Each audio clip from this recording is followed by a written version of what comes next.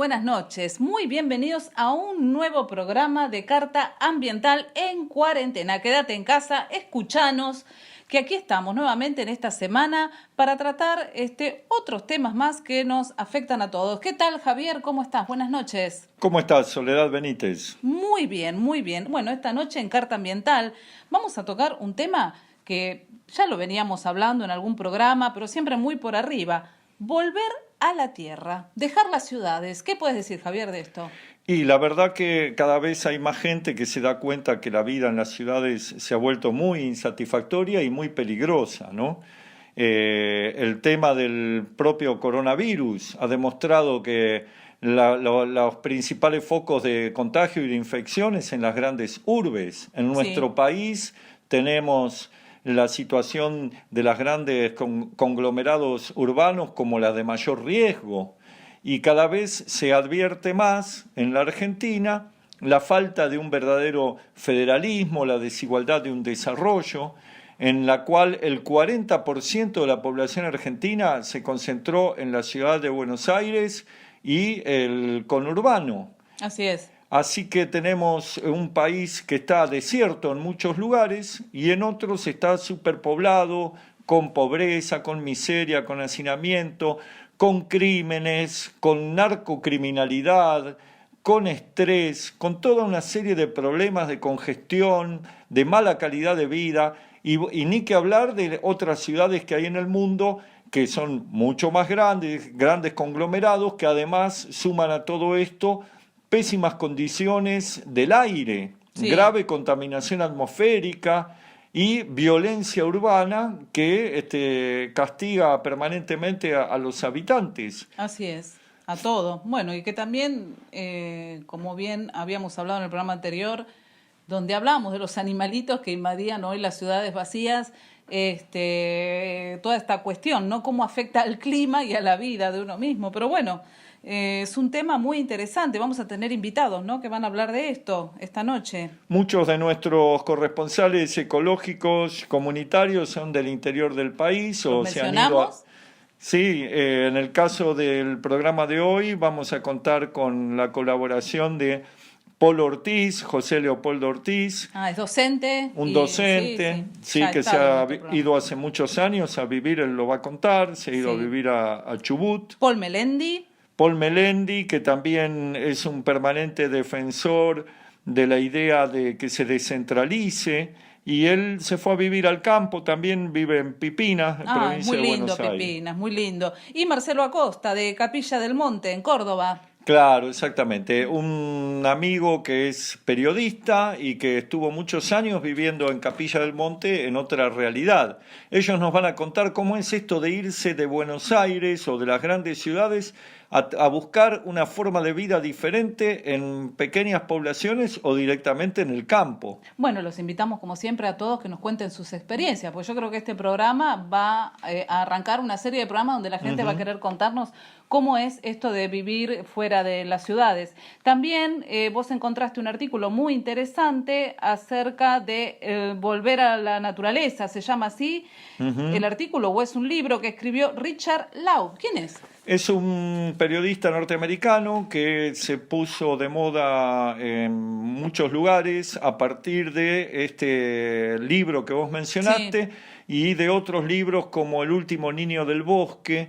Es un hombre que está especializado en cuestiones de ciencias de la educación y de la vida de los niños, de la educación de los niños, y descubrió o bautizó un síndrome que él hizo público en el año creo que 2005, 2008, que se llama el síndrome de abstinencia o falta de privación de naturaleza. Mirá vos. Después lo vamos a con deficiencias que se producen en la capacidad de aprendizaje y en la vida emocional de los niños a partir de no estar en contacto con la tierra y con la naturaleza. Ahora, qué grave, ¿no?, a lo que hemos llegado, tenerle miedo a la naturaleza, una cosa totalmente increíble. Pero bueno, en eso estamos. Si querés, presentamos nuestras redes sociales. Sí, por favor. Luego vamos a leer, como siempre, a Perón en su carta ambiental. y continuaremos con el programa y los distintos invitados. Bueno, nuestras redes sociales son, si me ayudas un poquito, tenemos en Instagram, @cartaambiental, en Twitter, @cartaambiental, en Facebook. ¿Qué hacemos con el planeta? La fanpage y también el canal de YouTube. El canal de YouTube es Historia y Política, videos de programas donde subimos siempre los programas de la radio. Bueno, si te parece bien, vamos a hacer la lectura después de los mensajes. Después vamos a leer, pero hay muchísimos mensajes que nos han dejado por el programa anterior. Y si te parece, vamos con Perón. Bueno, dale. Bueno, vamos a leer, si te parece bien, Javier, la Carta Ambiental, como siempre arrancamos el programa. Unos breves párrafos de esta Carta Ambiental de febrero de 1972 que escribió Perón tratando de varias cuestiones ecológicas y entre ellas el tema de las ciudades. Así es. Bueno, en el último siglo el hombre ha saqueado continentes enteros y le han bastado un par de décadas para convertir ríos y mares en basurales y el aire de las grandes ciudades en un gas tóxico y espeso. Inventó el automóvil para facilitar su traslado, pero ahora ha erigido una civilización del automóvil que se asienta sobre un cúmulo de problemas de circulación, urbanización, inmunidad y contaminación en las ciudades, y se agrava con las consecuencias de la vida sedentaria. Este mare magnum de problemas creados artificialmente se suma al crecimiento explosivo de la humanidad. El número de seres humanos que puebla el planeta se ha duplicado en el último siglo y volverá a duplicarse para fines del actual o comienzos del próximo, de continuar la actual ratio de crecimiento. De seguir por este camino, en el año 2500, cada ser humano dispondrá de solo metro cuadrado sobre el planeta.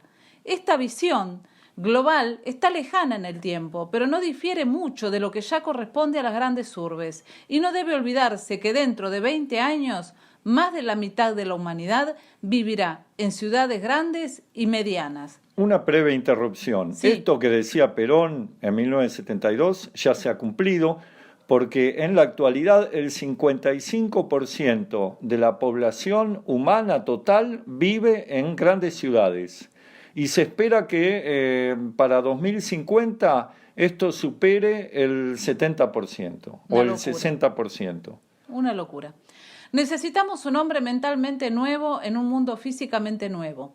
No se puede construir una nueva sociedad basada en el pleno desarrollo de la personalidad humana, en un mundo viciado por la contaminación del ambiente exhausto, atormentado por el hambre y la sed y enloquecido por el ruido y el hacinamiento. Debemos transformar a las ciudades cárceles del presente en las ciudades jardines del futuro. Esta idea de las ciudades jardines que toma Perón de un movimiento internacional que nace en el siglo XIX, era la idea de humanizar la vida urbana mediante el diseño de ciudades que fueran adaptadas a las necesidades justamente de esparcimiento, de aire libre, de árboles, de juegos, de plazas, pero lamentablemente el camino que se ha seguido ha sido otro, ha sido el de la acumulación y la acumulación de habitantes hacinados en espacios territoriales limitados y la permanente migración del campo a la ciudad, que es lo que se trata de revertir a través del movimiento que se está llevando adelante a nivel mundial de mucha gente que empieza a volver al campo. Qué lindo eso, ¿no? Bueno, ese va a ser el tema central de nuestro programa de hoy, así que si te parece vamos a una breve pausa y luego continuamos con nuestros invitados, a los cuales ya mencionamos, y para que nos cuenten un poco la experiencia de lo que es volver al campo, volver a la tierra. Vamos a arrancar con Polo Ortiz, ¿te parece? Después de la pausa. Ah, dale, perfecto, me gustó. Bueno, buenos días Javier, buenos días Sole. Digo buenos días porque, acá ahora yo estoy de día. Son las 10:20 de la mañana. Y, me pedías que te cuente cómo fue mi decisión de hace unos 18 años venirme con mis hijas a vivir a la provincia de Chubut. Yo vivía en Barrio Sol de Oro, Ezeiza. En su momento, ahora no sé cómo será, pero en su momento era el barrio más pobre de Ezeiza y creo que le hacía la pelea a cualquier barrio pobre del conurbano. Me acuerdo que en el barrio teníamos una especie de arroyo donde largaban todos los residuos contaminantes los frigoríficos de Esteban Echeverría. Y había un country cerca que estaba el country Unión, del barrio Unión, muy enfrente de un campo de golf muy lindo. Que me acuerdo que es que la belleza de ese campo de golf venía acompañada con la desaparición de los pájaros, los colibríes, los cardenales, había un montón de pájaros en Tristán Suárez, Espegacini, Máximo Paz, toda esa zona estaba llena siempre de pájaros. Y mágicamente de que se empezó a ampliar la cancha, el campo de golf, para que los señores que vivían en el country tuvieran un buen campo de golf, empezaron a desaparecer los pájaros. Después me enteré, se corrió la bolilla de que esa desaparición de pájaros tenía que ver con el combate del grillo topo, que bueno, hizo pedazo toda la fauna de pajaritos. Bueno, y en el arroyo ese nos tiraban la basura, los frigoríficos tiraban la basura del country, que eran los mejores consumidores. Los que tienen mucho acceso al consumo son también los que tienen mucha capacidad de generación de residuos. Y bueno, el barrio, el que lo llamaban el Pantano, nuestro barrio, tenía justo la costa de un arroyo. Un arroyo donde mágicamente sobrevivían unas anguilas que de vez en cuando, acorralados por la miseria, los vecinos de mi barrio a veces se comían alguna anguila, con el costo de tener una intoxicación de 2 o 3 días. Me ha pasado, por ejemplo, con mis niños en la escuela 16 del barrio Sol de Oro, donde niños que llegaban a la mañana y a media mañana empezaban con vómitos, ataques, porque estaban intoxicados comiendo basura de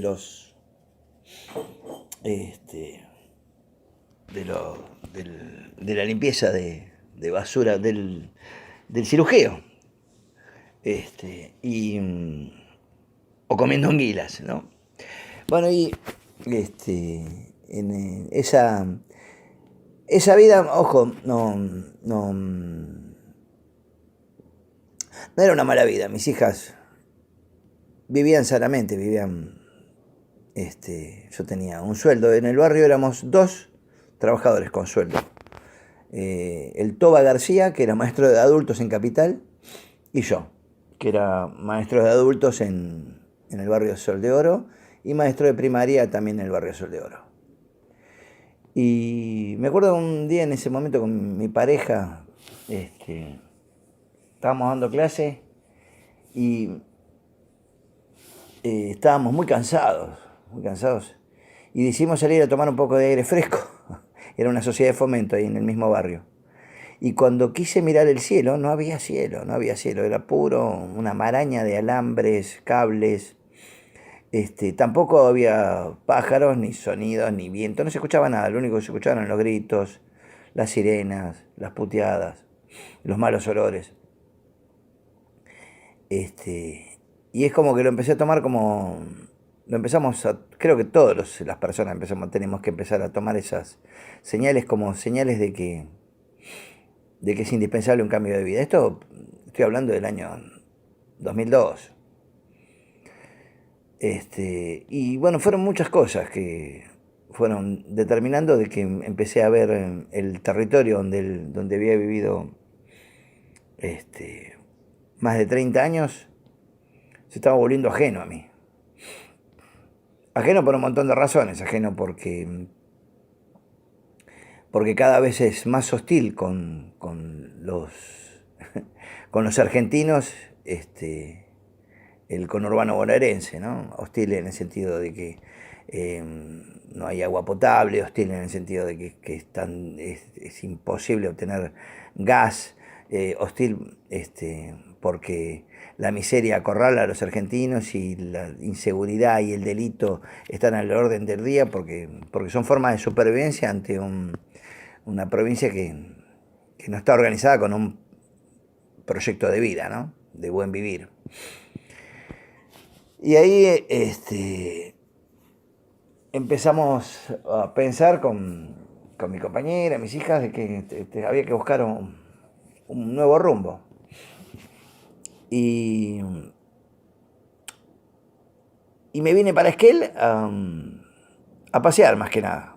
Pero yo estaba inscripto y me ofrecen trabajar en una escuela en un pueblo que se llama Paso del Sapo, que no creo que nadie lo conozca ese pueblo.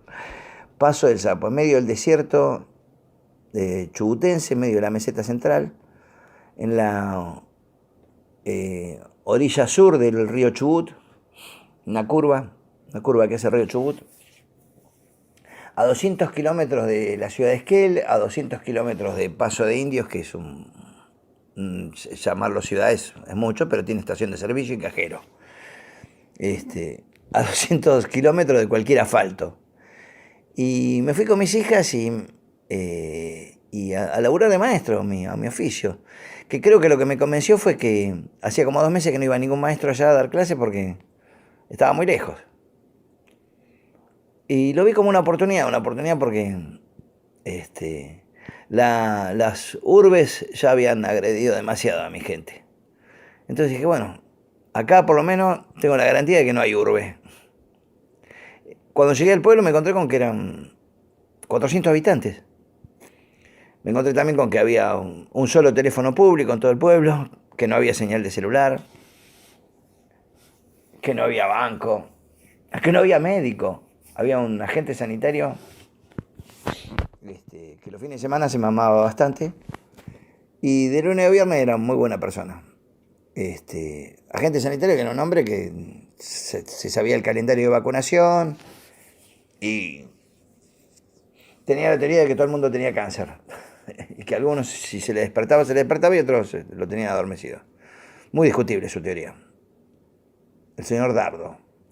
Pero un tipo solidario porque la enfermedad de la falta de comida la reconocía enseguida y automáticamente te invitaba a un capón. Y la escuela era la institución más grande, sigue siendo la institución más grande del Paso del Sapo. Y una cosa que me fascinó es que a los 2 o 3 días de estar viviendo mis hijas en el pueblo, estaban recorriendo el pueblo las dos solas, sin necesidad de que yo las acompañe, sin necesidad de tener miedo, nada, porque todo el pueblo sabía dónde estaban mis hijas. Porque mis hijas no tenían ningún peligro, lo máximo que podía pasar era que algún perro les ladrara.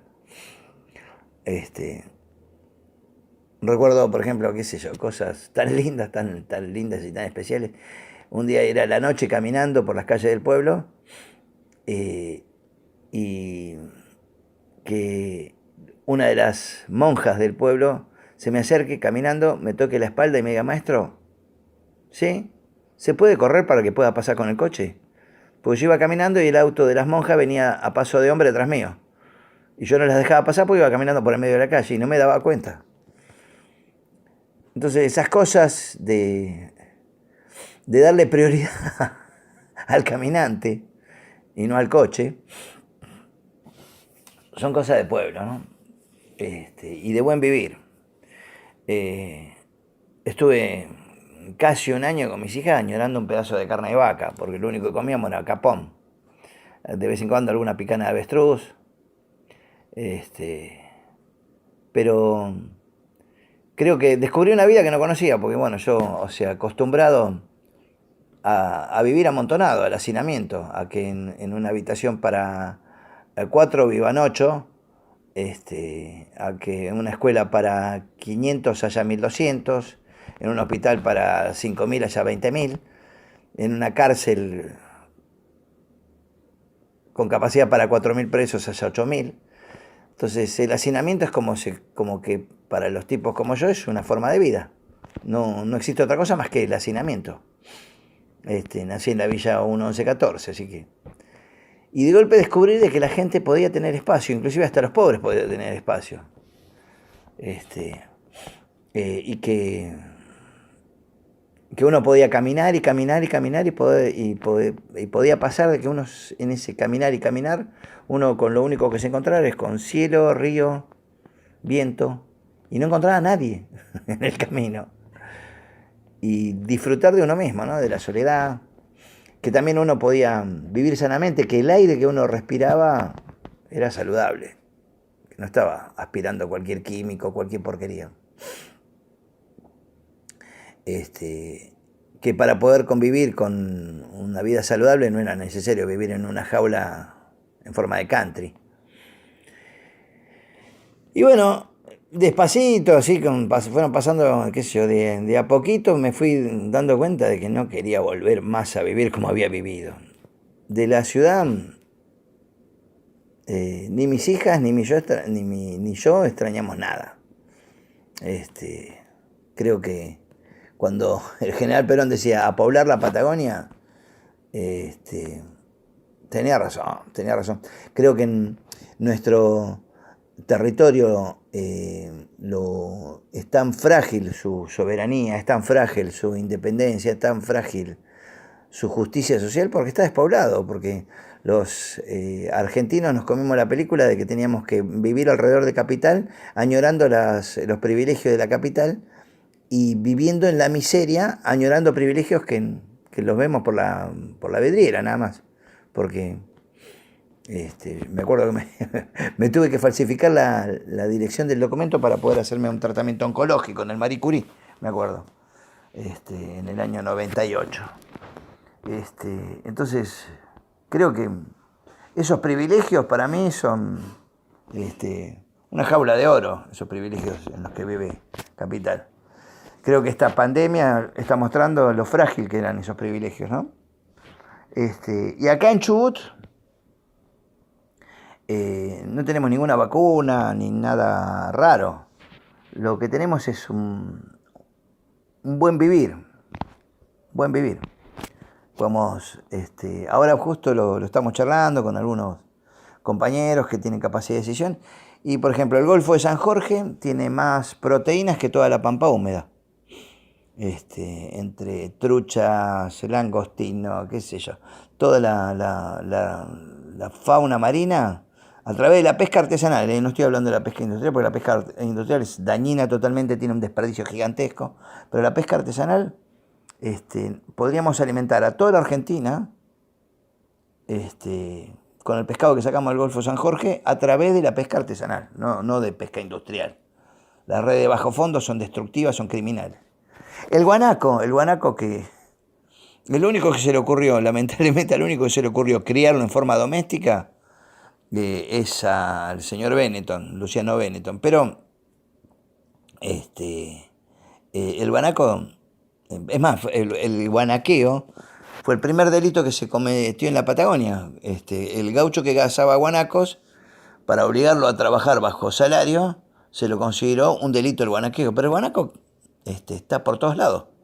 Y es la mejor carne de la Argentina. Totalmente baja en colesterol. Nuestra población, la población tehuelche, mapuche, no tiene colesterol. Ahora, bueno, que están incorporando otras cosas a su dieta alimentaria, pero el tehuelche original no tenía colesterol porque el guanaco es una carne especial. Entonces, Chubut se puede autoabastecer de alimentos y puede abastecer de alimentos a toda la Argentina. El petróleo no es la única riqueza de nuestra provincia. Entonces, ese buen vivir lo podemos construir. Acá, nuestros vecinos, cuando la malaria es muy grande, y bueno, se va al Río Azul y se saca un pescado. Una trucha fontinari, un arcoíris. Con las restricciones, ¿no? Porque, por ejemplo, tenemos los guardaparques, los guardapescas, no están hechos en función de una ecología social, no están organizados ni formados en eso. Entonces, hoy todavía es necesario rediscutir un montón de cosas. Pero se puede construir una buena vida y se debe construir una buena vida en las zonas rurales. Creo que para que los argentinos podamos conquistar nuestra independencia económica y nuestra soberanía política, un gran paso, que no necesitamos ser genios, es empezar a poblar nuestro territorio. Empezar a poblar nuestro territorio, salir del amontonamiento en el conurbano. Creo que el mejor antídoto para cualquier enfermedad, para cualquier pandemia, para cualquier inseguridad, es vivir con dignidad. Y vivir con dignidad es no vivir amontonado. Y no digo que Chubut sea la única provincia. Chubut, Río Negro, todas las provincias de nuestro país que están despobladas, son una muy buena oportunidad. Bueno, compa, qué sé yo, espero que te sirva este aporte. Abrazo a todos, buenas noches. Y bueno, un beso, Sole, un beso, Javier.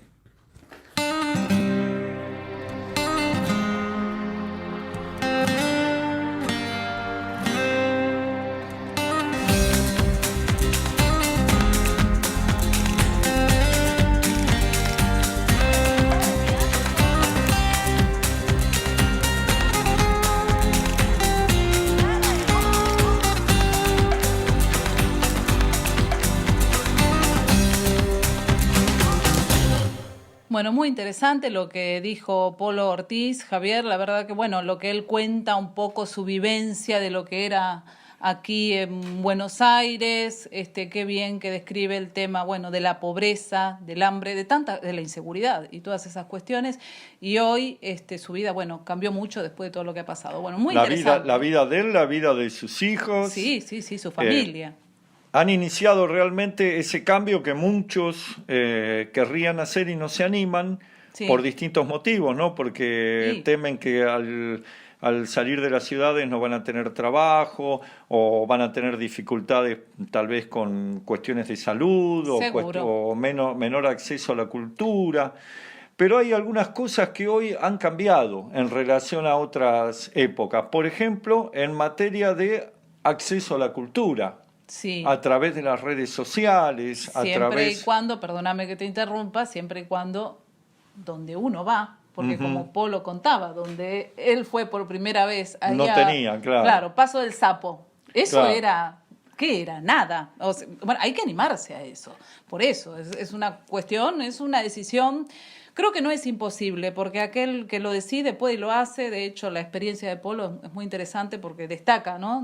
La forma en que lo pudieron hacer, pero tiene sus bemoles. Cada vez hay más internet, mayor extensión ahora territorial sí, en muchos lugares que antes no tenían acceso a las redes sociales, hoy lo tienen, a la información, incluso para la posibilidad de trabajar desde a distancia, con teletrabajo, algo que hoy en la cuarentena el teletrabajo, el tema del virus ha tomado mucha vigencia mucho auge, por una necesidad y seguramente mucha gente puede organizar su vida laboral saliendo de la ciudad de Buenos Aires, saliendo de las grandes ciudades.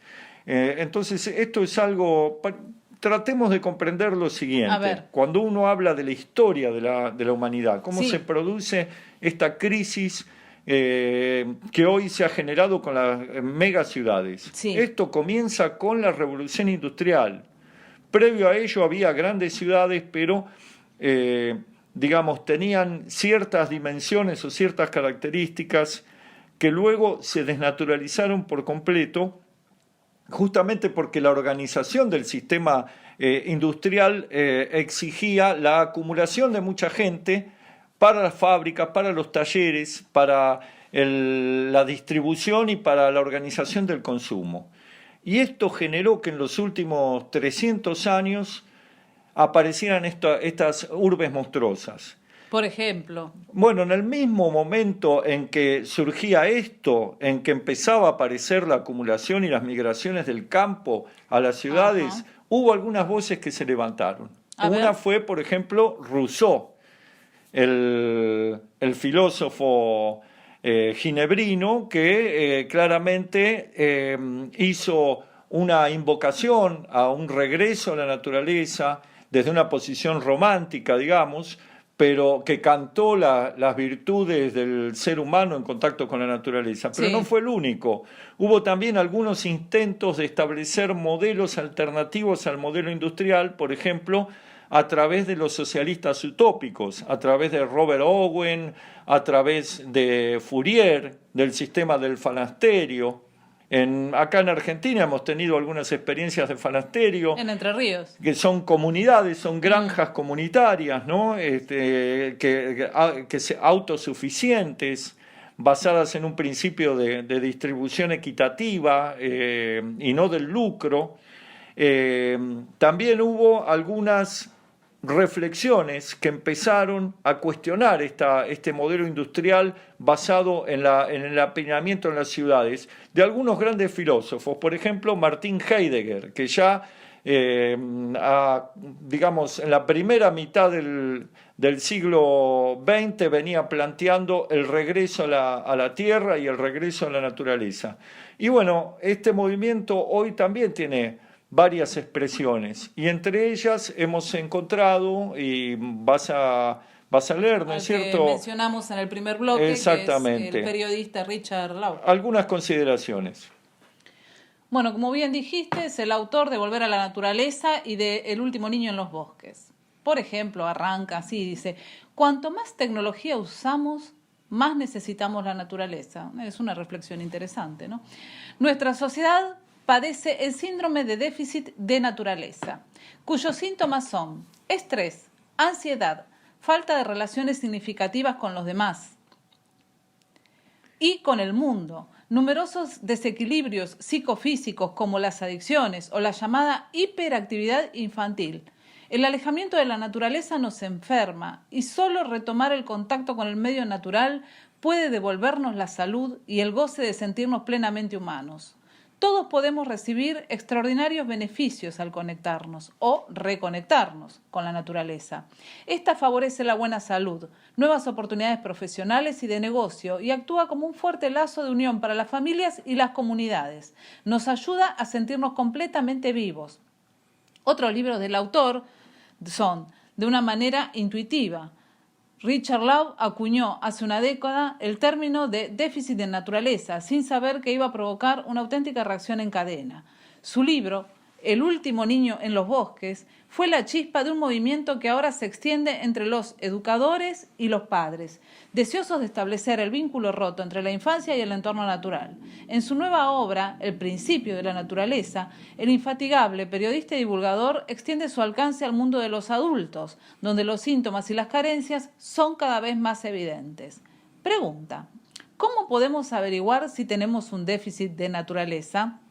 El déficit de naturaleza no es una enfermedad clínica, no es un trastorno que se puede tratar con medicamentos. Es más bien una enfermedad social y el único remedio posible es lo que yo llamo vitamina N, de naturaleza. Pasar más tiempo al aire libre, manteniéndonos activos y en contacto con los seres vivos. Los síntomas son evidentes y todos los conocemos: depresión, obesidad, fatiga crónica, estrés, hiperactividad y déficit de atención. Trastornos de aprendizaje en los niños. Son esencialmente las mismas dolencias que aquejan a los animales cuando los sacas de su hábitat natural y los encierras en un zoológico o en un laboratorio. El caso es que todo esto lo sabemos desde hace tiempo, pero hacen falta más estudios científicos. ¿Hasta qué punto se manifiesta el déficit de un modo distinto en los adultos que en los niños? La idea del principio de la naturaleza surgió precisamente cuando una mujer me espetó a la salida de una conferencia. Mírenos, los adultos también tenemos déficit de naturaleza. Volvemos a la raíz social del problema. Hemos creado un mundo en el que parece que para ser adultos hay que dejar atrás la naturaleza. No nos damos cuenta de lo dependiente que somos de ella. Me gustaría ver en marcha un movimiento similar al que existe ya entre los educadores y los padres para traer la naturaleza a los hogares y a los lugares de trabajo. Somos mucho más productivos y creativos cuando estamos en un entorno natural. Otra pregunta: ¿el remedio podría ser más naturaleza y menos tecnología? Yo no me considero antitecnológico. Lo que hace falta es un equilibrio. Es más, cuanto más tecnología incorporamos a nuestras vidas, más necesario es el contacto con la naturaleza, precisamente para compensar nuestra exposición a entornos artificiales. Para los niños, ¿la naturaleza era antes la vía de escape del mundo de los adultos? ¿Hasta qué punto ese lugar mágico ha sido suplantado hasta cierto punto con la tecnología? El mundo digital no tiene por qué competir con el mundo físico, pero es importante la labor de los padres y los educadores para que los niños no se aíslen con la tecnología y para que tengan a diario suficiente cantidad de vitamina N. Love, quien acuñó en 2008 el término trastorno de déficit de naturaleza, desgrana en su obra destacadas investigaciones que demuestran cómo la exposición directa a la naturaleza es esencial para el desarrollo humano, especialmente de los niños, y detalla las consecuencias negativas de no tenerlo con regularidad: obesidad, dificultad, enfermedades cardiovasculares y, la más importante, por generalizada, depresión. Bueno, ¿te parece que para continuar con esta reflexión lo escuchemos a Paul Melendi, Paul que Melendi es otro de nuestros amigos y corresponsales que ha decidido tomar el camino de ir a vivir al campo? Exactamente, y Paul Melendi está en Pipina, provincia de Buenos Aires. Lo escuchamos. Muy bien.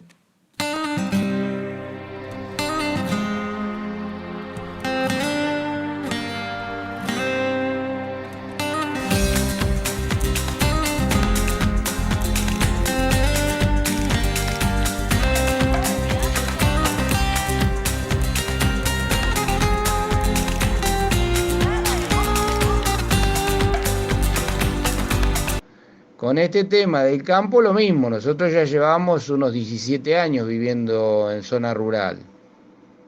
Primero fuimos a vivir a Entre Ríos, al campo, y bueno, como mis suegros rompían las bolas que estábamos muy lejos, que ellos tenían un auto viejo y se les complicaba para ir por la autopista, que vengamos más cerca, bueno, ya acá llevamos 13 años viviendo en la zona de Pipinas, que está a 120 kilómetros de La Plata.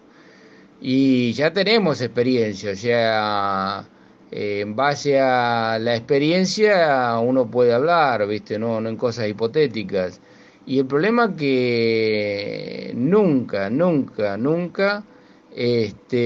hicieron, ningún gobierno hizo nada para que las poblaciones se vayan a las zonas rurales. Siempre centralizaron todo en La Plata, Gran La Plata, Capital Federal, Buenos Aires, salvo lo que yo siempre saco a relucir de lo que, bueno, del poder que quiso sacar Urquiza a Capital, o sea, a Buenos Aires, llevando la capital a Paraná, pero bueno, después se entregó y traicionó, algunos dicen porque fue un convenio masón, qué sé yo, bla, bla, bueno, pero lo concreto es que volvió el poder a Capital y se siguió centralizando todo en Capital Federal. El que se dio cuenta de eso fue el presidente Alfonsín, de hecho sacó una ley de traslado de la capital nacional a Viedma y que no se cumplió. Bueno, yo siguiendo esos lineamientos y creyendo que el Estado es el único que puede dar solución. ¿Pero por qué? Porque nosotros en los dos pueblos que hemos vivido, tanto en Entre Ríos como acá en la provincia de Buenos Aires, las familias se escapan de las ciudades viniendo a las zonas rurales por la inseguridad, por todo lo que ya conocemos, pero no aguanta porque no están armados los pueblitos y las zonas rurales para recibir a esas familias. Entonces, si no hay algo desde el Estado, es imposible avanzar. O sea, individualmente nosotros la venimos peloteando porque somos muy especiales, mi mujer y yo. O sea, nos dedicamos a la oración, a la familia, no nos interesan los cines, el teatro, los boliches, la noche. Entonces, ¿pero cuántos son así? Bueno, yo en los últimos 3 años he ido todos los años a Estados Unidos a visitar familiares, y vos fíjate que Estados Unidos siempre está yendo para la zona de los desiertos, como Las Vegas, descentralizando esa cosa. Y siempre está fomentando las zonas rurales.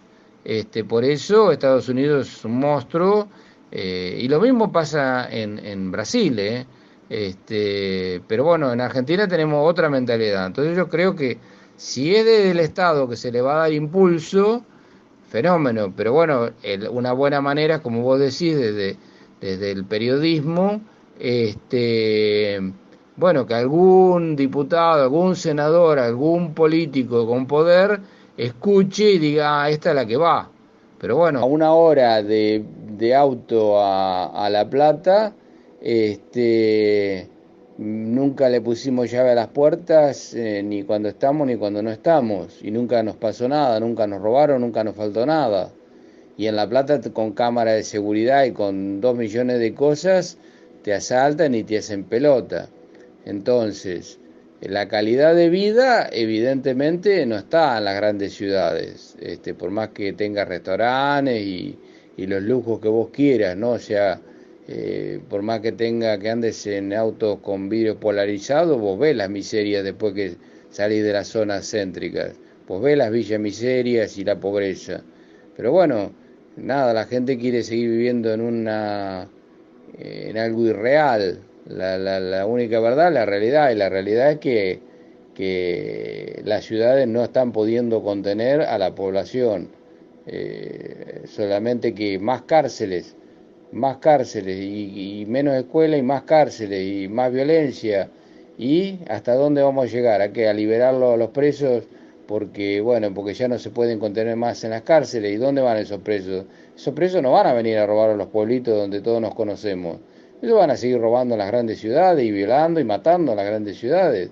Fíjate que ya mis 2 hijos más grandes se fueron a la ciudad porque viven en la ciudad porque acá no hay nada. O sea, terminan la secundaria y tienen que ir a la ciudad. Y bueno, el más chico tiene 16 años, le faltan 2 años más y después se va a la ciudad. No hay nada, absolutamente nada, pero en ningún lado, para contener a los jóvenes. Así que yo creo que tiene que ser un plan integral. Y bueno, aparte el tema de que no se... O sea, vos sufriste la inseguridad hace poco, ¿no? Pero aparte de eso, que no se hagan poblaciones en las zonas periféricas y sobre todo en las zonas patagónicas, que yo conozco todas las provincias y ahí está despoblado completamente. Lo único que hace es que se llene de chilenos o de extranjeros, pero los argentinos se siguen hacinando en Rosario, en Córdoba, en Capital Federal, en La Plata. La Plata es la capital de la provincia más rica del país y tiene la mayor cantidad de villas miserias del país. ¿Cómo es? La Plata es la ciudad que más políticos y judiciales tiene después de Capital Federal del país y tiene la mayor cantidad de villas miserias del país. Una pobreza, una miseria terrible, donde en la periferia no hay agua potable, no hay cloacas. O sea que los políticos que han hecho han usado a los pobres para los votos, pero nada más.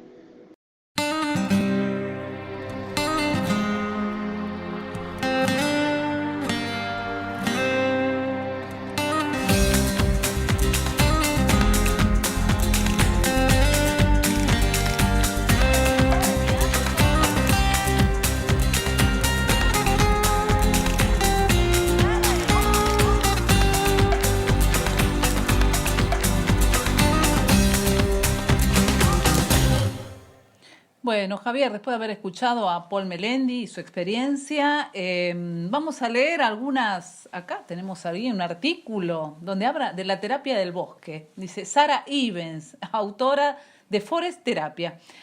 Dice, la lista de beneficios que nos aporta pasar más tiempo en el bosque, la playa, el campo o la montaña. Dice que es muy larga la lista, así que bueno, interesante.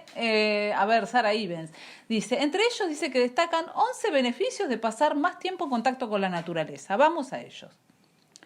disminución de la presión arterial. Bueno, obviamente uno se relaja en cuanto sale de la ciudad, inmediatamente se relaja. Así es, la jungla de cemento, ¿no? Disminución de los niveles de ansiedad, ira, depresión, obesidad, síndrome de estrés postraumático, déficit de atención o hiperactividad. Mejora de la capacidad de atención, mejora del sueño. Bueno, eso es verdad. El sueño tiene que ver también no solo con la relajación, sino también con la ausencia de ruido, ¿no? Claro. Con el silencio.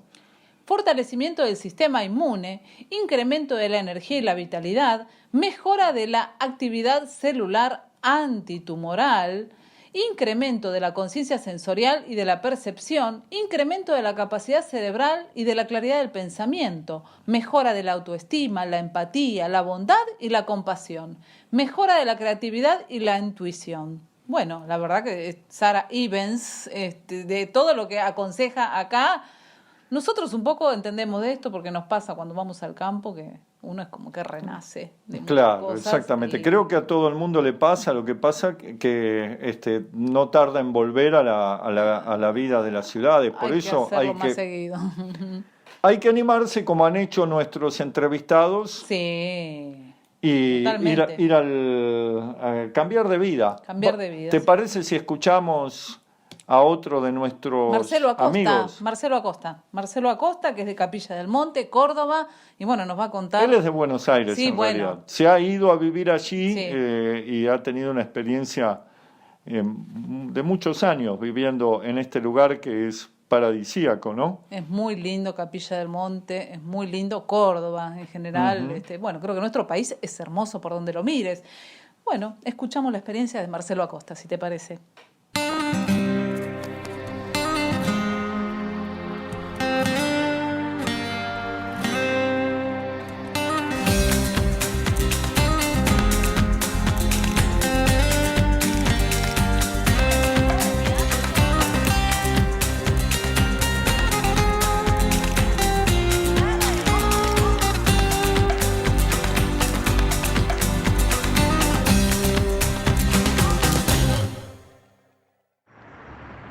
Hola Javier, hola Sole, ¿cómo les va? Hola a la audiencia. Bueno, mi nombre es Marcelo Acosta, yo soy, entre otras cosas, periodista. Y con respecto a lo que ustedes plantean desde su programa, les cuento que yo decidí irme a vivir al interior del país, a la provincia de Córdoba, al interior de la provincia de Córdoba, a Capilla del Monte, un pueblo serrano, muy lindo, muy bonito, hermoso, que recomiendo obviamente, en el año 2007, principio de 2007, marzo.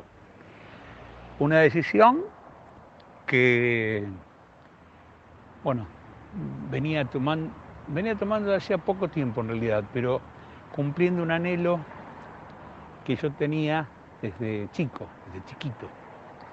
Allí nació mi papá y bueno, pasé todas las vacaciones de mi vida las pasé allá, un mes al año al menos, y nada, aparte de tener familia hice amigos, así que se imaginan que muy ligado al pueblo.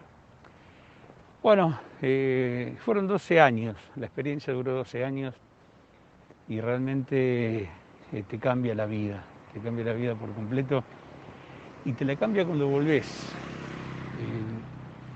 Allá vivís rodeado de naturaleza, vivís rodeado de verde.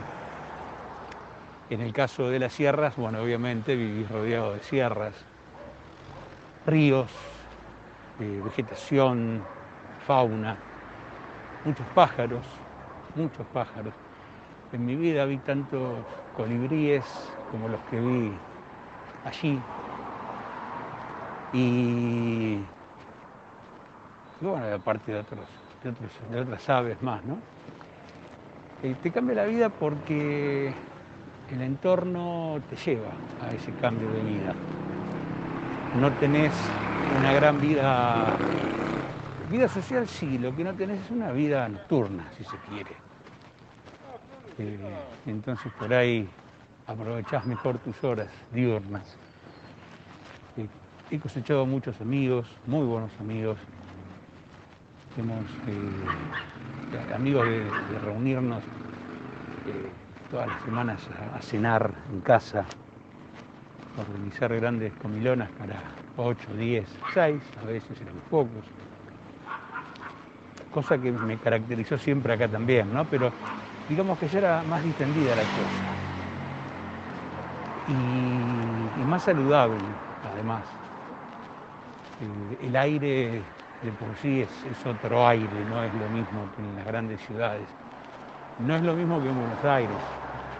Y generalizo con las grandes ciudades porque imagino que ha de ser así también. El cielo es otro. Conoces un cielo al que no estás acostumbrado en la ciudad. Un cielo que capaz nunca viste. A no ser que, claro, vacaciones en ese tipo de lugares, ¿no? En ese tipo de pueblos. Vos mirás el cielo de noche y ves cielo, ves estrellas que en tu vida habías visto. Constelaciones que te las aprendiste seguro, que nunca habías visto, o algunas que sí habías visto, pero que no volviste a ver por mucho tiempo. Yo me acuerdo de una constelación que miraba mucho, que se llama, o yo la conozco como el puñal del faraón, que incluye a las Tres Marías, que señala el norte, y yo la veía mucho cuando hice el servicio militar en Río Gallegos, y siempre la buscaba, porque señalaba el norte, que es donde yo vivía, ¿no? Y la reencontré con todo su esplendor en Córdoba, en Capilla del Monte.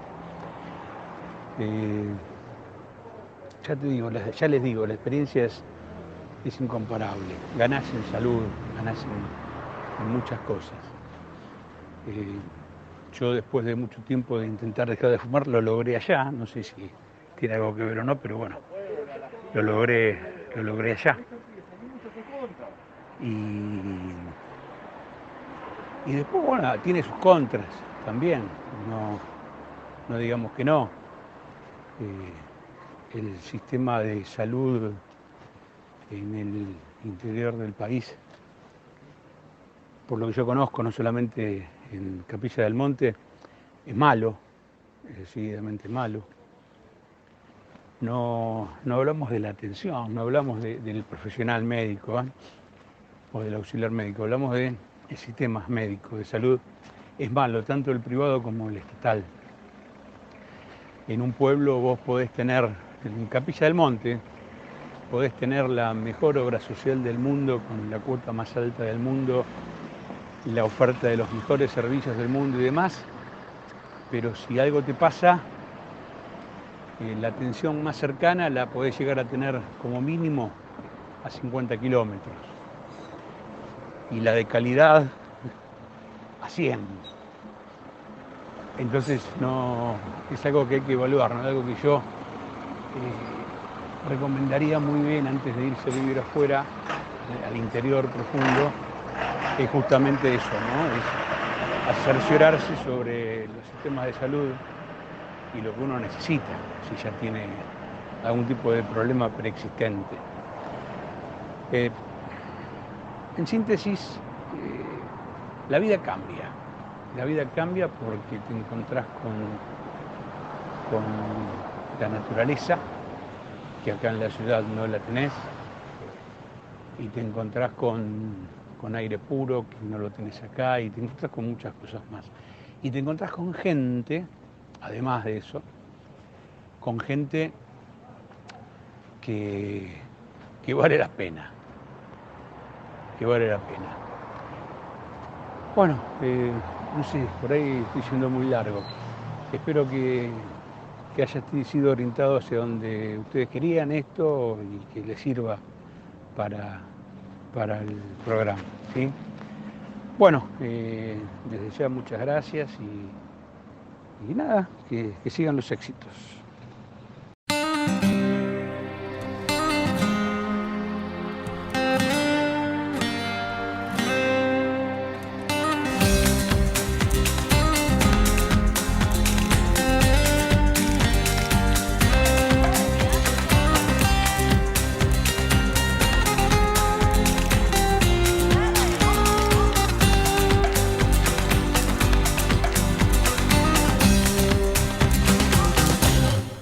Bueno, vamos a leer los mensajes. Sí, del programa anterior que hemos hablado de Jeremy Rifkin y sus teorías sobre la tercera revolución industrial, la crisis civilizatoria y la crisis ambiental que enfrenta la humanidad en estos momentos con motivo del coronavirus y de la situación del mundo en general, ¿no? Exacto. Del cambio climático. Bueno, María Dolores Hernández nos dice: impresionante informe.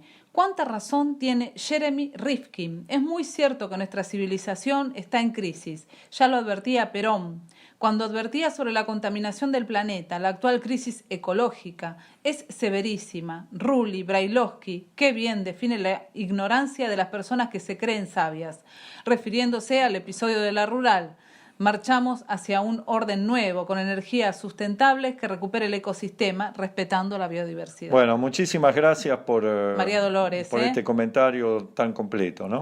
Vamos a Nora Neira, que es ansiosa y siempre está pidiendo el programa.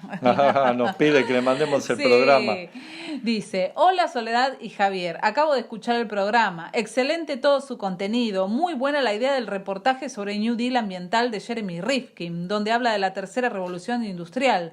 Sería fantástico que se terminara con la contaminación ambiental. Muy bueno el comentario de Jorge Rulli, cuando hace mención a la post-pandemia. ¿Qué pasará en el mundo? ¿Seremos los mismos o habremos aprendido algo para respetar a nuestra madre tierra?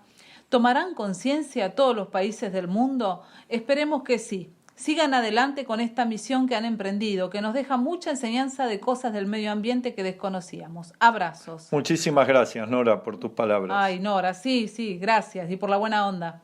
Inés López: ¿cuánto daño le estamos haciendo al mundo? Creo que es hora de reaccionar y retroceder para atrás para poder salvar al mundo y a los animalitos que están en su hábitat. Al ver al humano que no se ven y no lo lastiman, salen a recorrer tranquilos. Bueno, más o menos algo así quiso. Sí, en realidad sí, se sí. entiende lo que quiso decir. Gracias, maravilloso informe. Bueno, Muchísimas gracias, Inés. Estefanía Apódaca González nos dice: muy emocionante ver, y yo digo que su significado algo significa. El tiempo va a volverse como antes, si no me equivoco.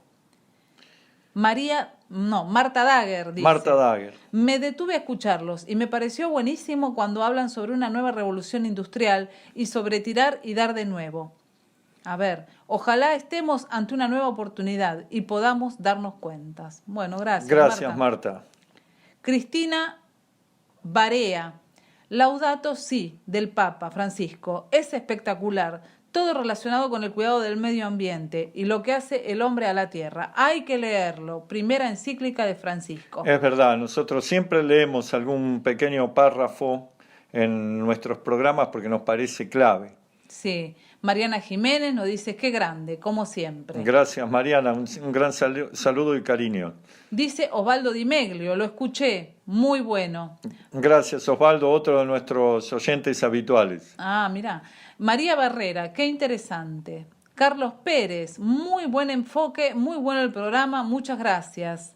Dante Faure: muy buen programa, saludos, Soledad y Javier. Gracias, Dante. Es otro de nuestros corresponsales ecológicos de allá de Entre Ríos. Acá no sé un mensaje, a ver.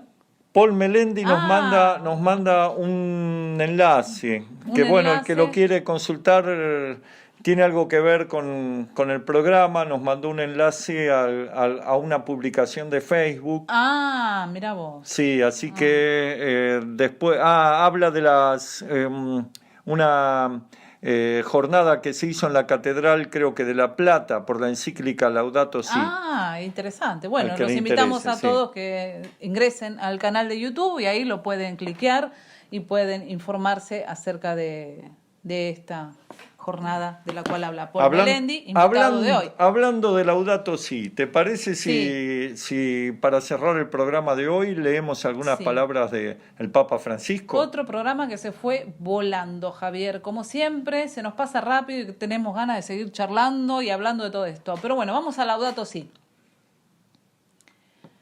Deterioro de la calidad de la vida humana y degradación social.